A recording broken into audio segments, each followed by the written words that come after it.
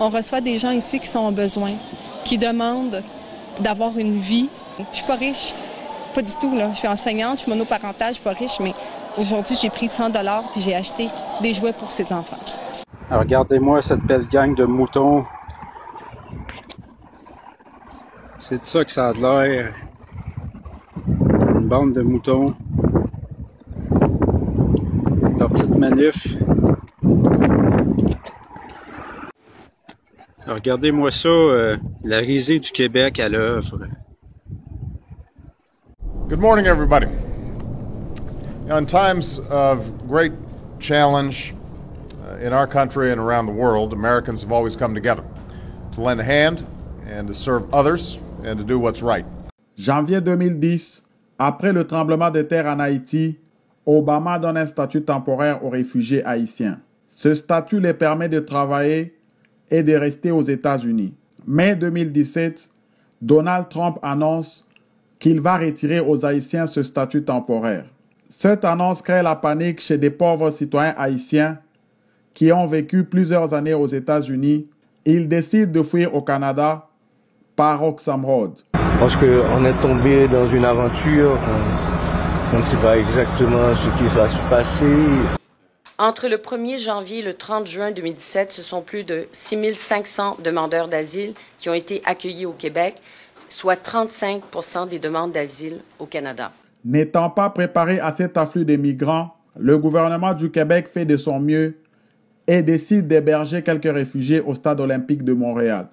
Plusieurs Québécois ont apporté leur soutien aux immigrants haïtiens et une marche de solidarité a été organisée ce dimanche 6 août. Une manifestation anti-immigrants prévue aussi ce dimanche a été annulée.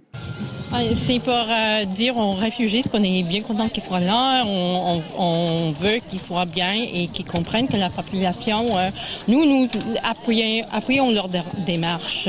Et des demandeurs d'asile, on les reçoit à bras ouverts. Je sais que ces gens-là, comme ils ne se sentent pas nécessairement, ils ne se sentaient pas accueillis aux États-Unis, puis je vais montrer qu'ici, on veut plus envoyer un message comme de fraternité puis d'inclusion. C'est pour la solidarité et pour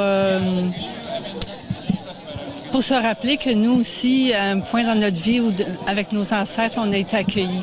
Mais la couverture médiatique anti-immigrante et partisane noircit le tableau et crée la panique chez certains racistes qui ne comprennent rien de l'immigration. And obviously there are lots of people that have left the United States to go now to Canada, and I just think it's wonderful that the pajama boy Prime Minister is going to be dealing with all of that in Canada. It's people that were terrorists with dual nationality. That's right. He's giving citizenship back to terrorists. He's not going to be worried about illegal immigrants crossing in from the United States. Les racistes pensent que les migrants haïtiens vont envahir leur pays et mettre en difficulté l'économie du Québec. Il est important de rappeler la vraie définition d'un réfugié. Un réfugié, c'est pas un animal, c'est un être humain qui vivait dans son pays où l'Occident a décidé de soutenir un dictateur ou créer une guerre pour des raisons économiques et géopolitiques. Donc, dans son pays, le réfugié n'a plus que 3 options. Mourir par la violence, par la faim ou par le manque d'argent pour se faire soigner. Le réfugié décide ainsi de fuir le pays qu'il aime bien, l'alternative étant d'attendre tranquillement la mort. Selon Statistique Canada, comparé à la France qui a une densité de 112 habitants par kilomètre carré, le Canada n'a qu'une densité de 3,3 habitants par kilomètre carré, 34 fois moins que la France.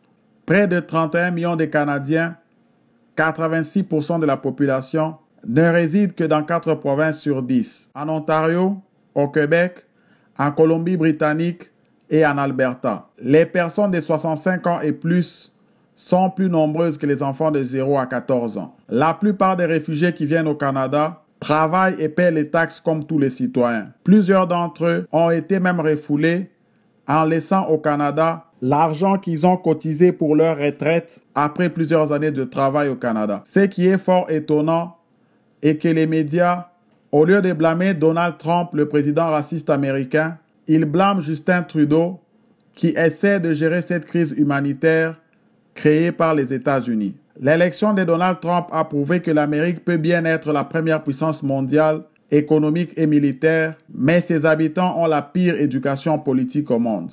Nous sommes Canadiens, notre force est notre hospitalité et notre diversité. Nous devons dire non à la barbarie de Donald Trump qui de plus en plus commence à ressembler à celle d'Adolf Hitler.